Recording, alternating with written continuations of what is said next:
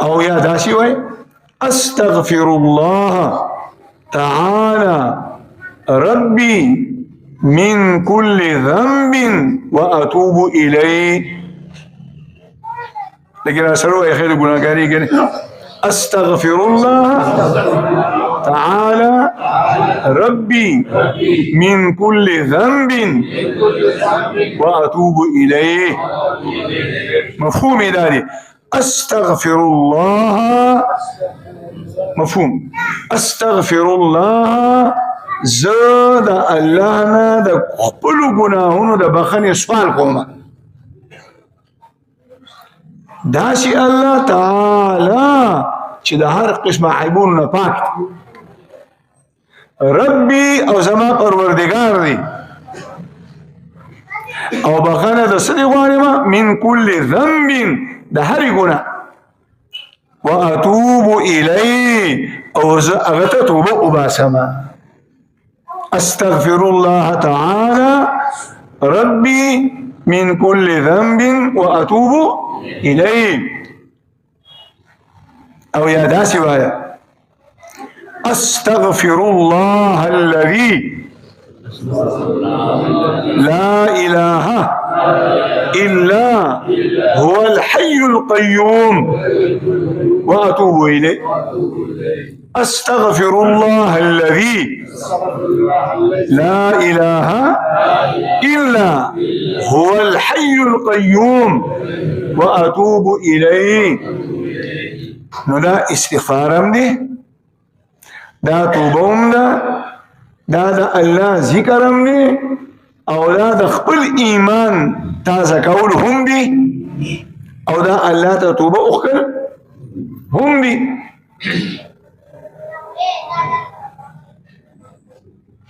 نو چې دا د رمضان په دې میاشت کې خپل جبه د استغفار په دغه الفاظو باندې عادت کو کنه، بیا به ان شاء الله کال 12 میاشتې الله پاک موږ تاسو ته استغفار سکی آسان.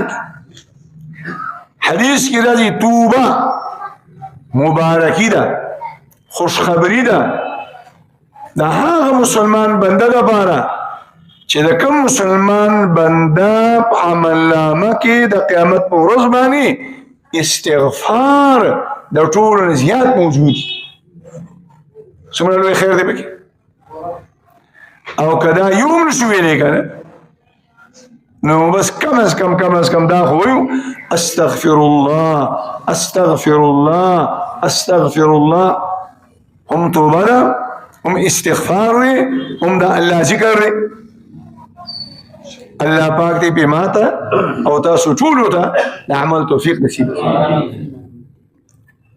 او سره به الله جل جلاله د توحید د کلمې ذکر کو، جب اور باندې عادت کو لا اله الا الله لا اله الا الله لا اله الا الله. بس دومره مکافي ده.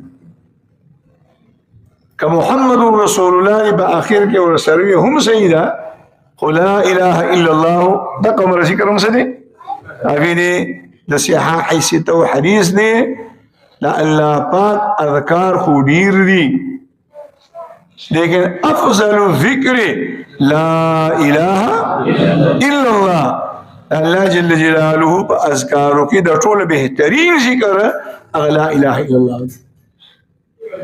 ولاړه پملاستا پناستا او داسه کې بیا او داسه هر حالت کې ویلی شو.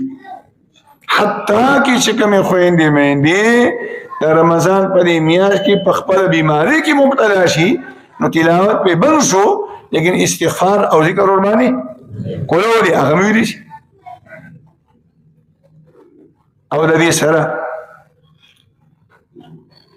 خپل ژبه به دا الله جل جلاله د خزانونه او سوال او په غوښته باندې عادت کو چې هغه دې ویل کېږي دعا. واذا سالك عني واذا سالك عبادي عني. نبی علیہ الصلوۃ والسلام ته الله وی قران کې واذا سالك عبادي چې کله زما بندگان ستانه زما په باره کې تپوس وکړي چې د الله چېرته دی، الله به کوم ځای کې ملاویږي، الله پسې به په کوم ځای کې ګرځمه، نو الله وایي زما د اړخه ورته ووایه فإني قریب، وما پسې لرې ګرځېدل نشته دي، فإني قریب ونحن اقرب إليه من حبل الورید. بل آیات کې وایي زه خپل بنده ته د ده په رګونو کې د شهرک د رګ نه هم څه یم زیات نږدې یم.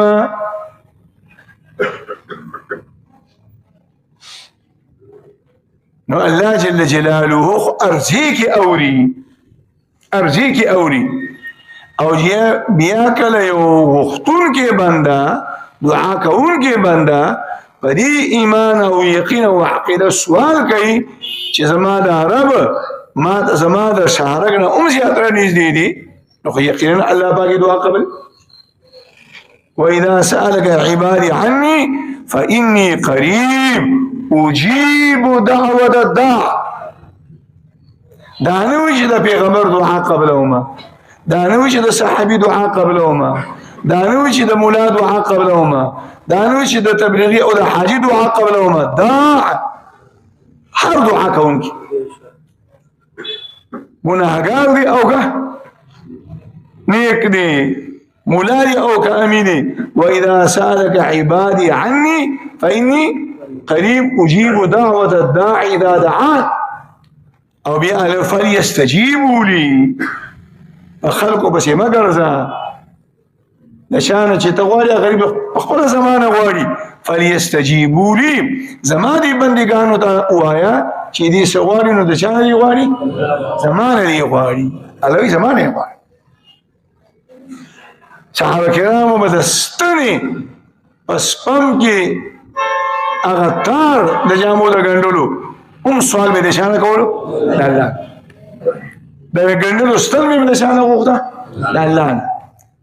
د شبړې تسمه به یې اوښتلې هم یې سوال د چا نه کولو؟ د الله نه. الله به ورکول. الله جل جلاله خو د اسمان نه راوړی، خو صحابي به سوال وکړه، سړی به رغه داستان واله، الله به د هغه په زړه کې ور دا تسمه واله، نو دعاګانې به کوي انشاءالله کوي. حدیث کې راځي الصائم لا ترد دعوته، د روزدار دعا الله نه رد کوي. اول حدیث کې راځي ان عند كل فطر دعاء مستجابه. دا هر افطاری په وخت کې د روزې ماتونکي بنده دپاره یو دعا الله پاک ضرور قبلوي. نه هر وخت کې به دعا غواړو. ګوره مازله خو مونږ رالو که نه، دا چې ناشو ګنټه نیمه دا مونږ ته د مازه ثواب میلاویږي. حج ته لاړو میاشت څلوېښت ورځې ولګېدې، د حج ثواب څه کېږي؟ میلاویږي. تلاوت هم قرآن هم راواوښتو، تلاوت هم شروع کړه، ګنټه دوه ګنټې مو تلاوت وکړه، ثواب میلاویږي. دغه رنګې ذکر او روژه چې د پیشبني په ټیم کې راپاڅېدلې او څنګه د روژه بنده کړه، هغه د افطاري پورې روژهدار په عبادت کې دي. که دې ناست دی نو هم عبادت کوي، که دې ملاست دی هم دې عبادت کوي، که دې په کور کې ناست دی هم دې عبادت کوي، او که دې په دکان کې ناست دی هم دې په عبادت کې شمار دی، او الله جل جلاله ته ثواب ورکوي. څومره لوی خیر. او د دې سره سره د رمضان المبارک په دې مبارکې میاشت کې به مونږه د خیر خیرات خیال د کال د نور یو لس میاشتو نه زیات ساتو. خپلوانو ته، یارانو ته، دوستانو ته، د محلي خلکو ته، عامو غرباو ته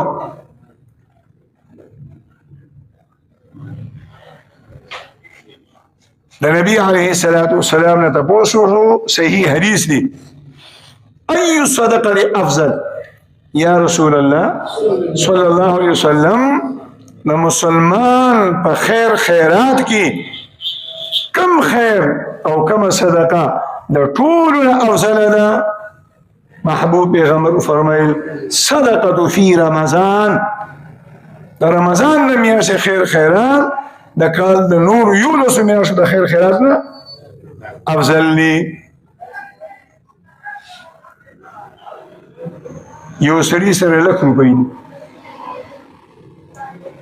او یو سړي سره 1,000 روپۍ دي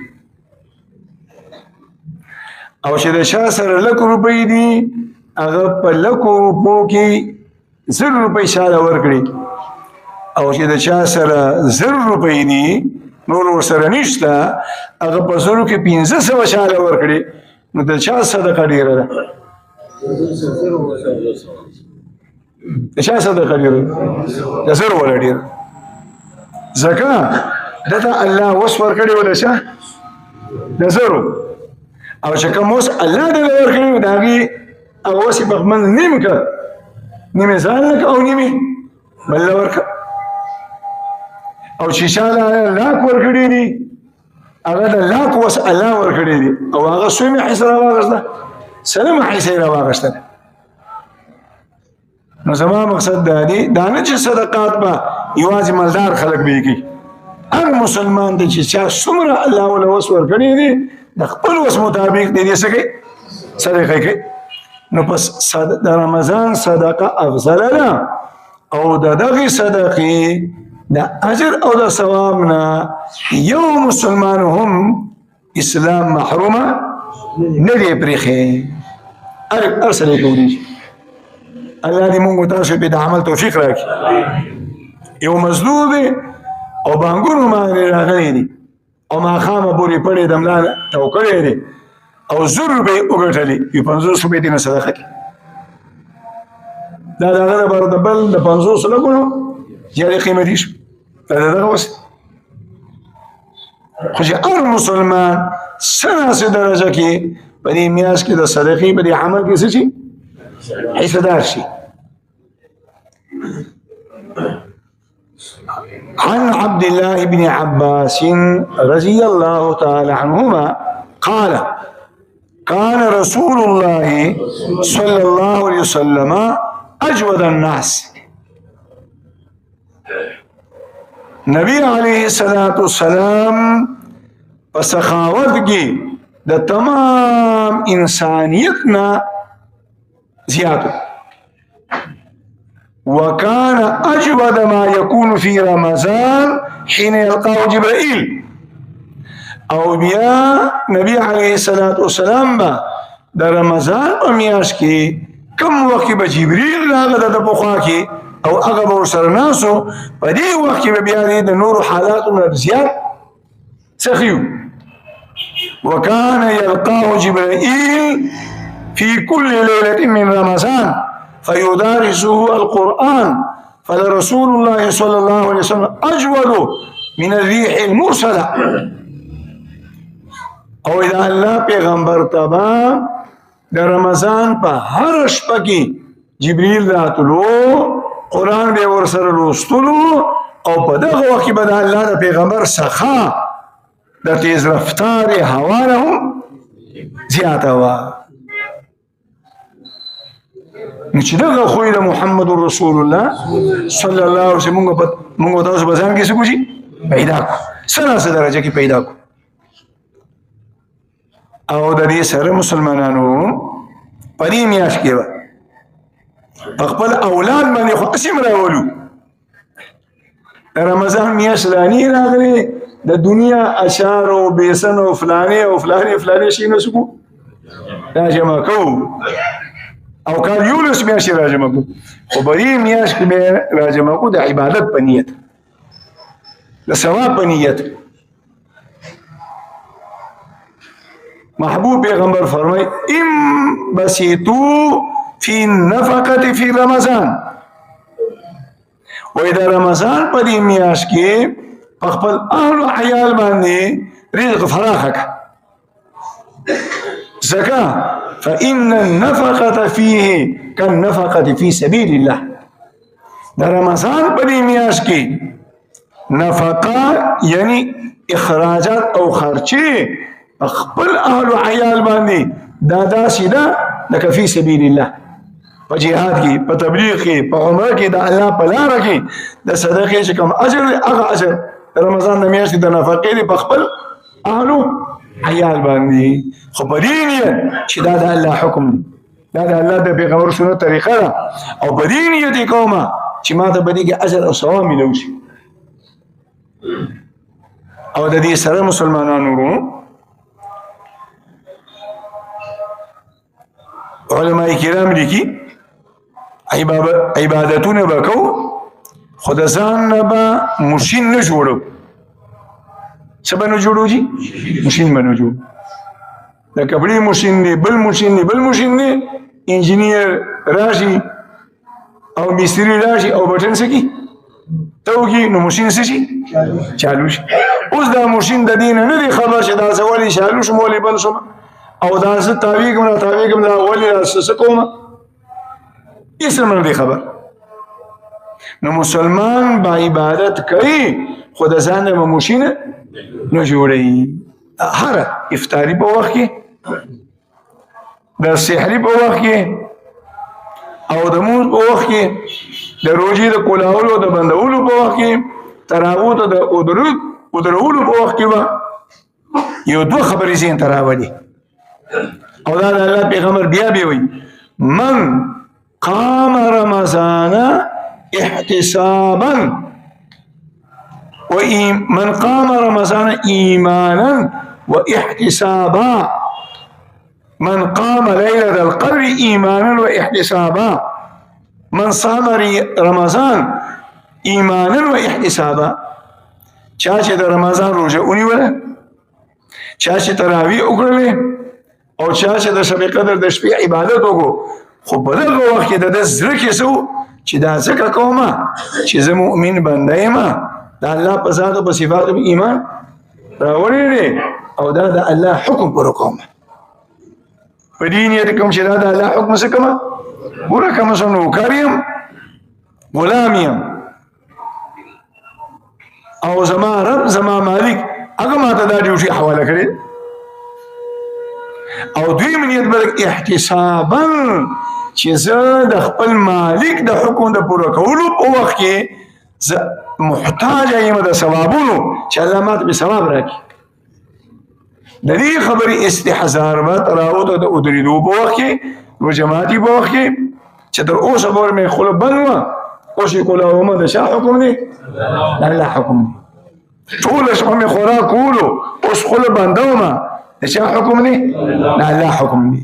چې د الله حکم مزید شي او بیا د الله د حکم د پوره کولو په نتیجه کې ما ته الله پاک اجرونه او ثوابونه راکړي. کوم ان شاء الله. او د دې سره سره خپل مړه مسلمانان به په دعاګانو کې نه هېرو. نن ما هېر کړه سبا به زه هېریم، نن ما هېر کړو سبا به زه هېریم. پلار دې مړ دی، مور دې مړه ده، نیکه دې مړه دی، نیا دې مړه ده، وروڼه دې مړه دي، خویندې دې مړې دي، استادان شاګردان دې مړه دي. تا ته یاد دي سبا چې ته مړ یې خپلو خپلوانو ته پسې یاد دي، الله به دې ور یادوي. او چې نن تا خپل خپلوان هېر کړه، د خپلو بچو غم در سره دی، او د مړه پلار او د مړې مور غم در سره نشته چې په هغه باندې به په قبر کې څه تېرېږي. د خپلو بچو د خوشحالۍ غم در سره دی، او د خپلو مړو خپلوانو د خوشحالو غم در سره نشته دی.